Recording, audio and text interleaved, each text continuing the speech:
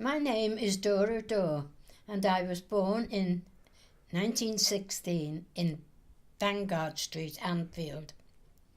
Shortly after this, I moved to 96 Vienna Street due to being blasted out during 1939 war. My memories of the street are very vivid.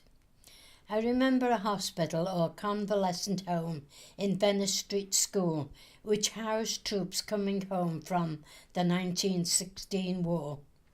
I once got talking to an interesting soldier in Venice Street who had come from the hospital, and I still remember him now.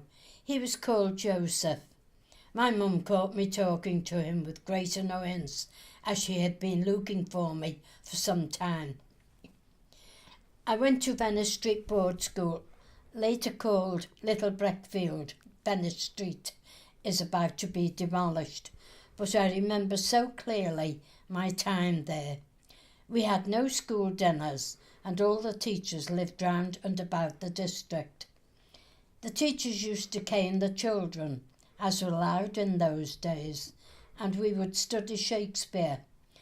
I particularly remember A Midsummer Night's Dream, which took place in the school when I was about 10. Inside Venice Street was three classrooms, and in between were screens, which were slid across during lesson times. The rooms were also heated with coke fires. There was also a swimming pool in the basement. Boys from Hamilton Road School used to come over and cause fights. Mr. Clark Hudson, who lived in Rockfield Road and took the top class X7, he was all over the school, even the headmistress, and would walk around the neighbourhood in a cap and gown. We called the area around streets Everton then, not Anfield, and the number 18 tramcar would travel up Breckfield to Seaforth. My other memories of the area included going for a walk down Utting Avenue near the River Alt towards what is now Queen's Drive. It was in the 1920s and I was very young, but I remember that in those days the drive wasn't there, but rather a field, which we called the Gypsy Field, with little white flowers and wooden huts where people lived, very different in those days.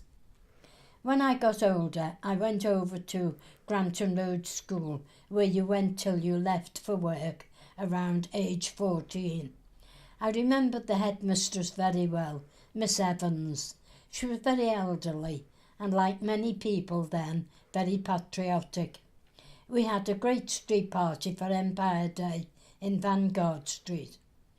After I left school, I went to work at Barker and Dobson, who made sweets and chocolates in Whitefield Road. I had to leave because I got married.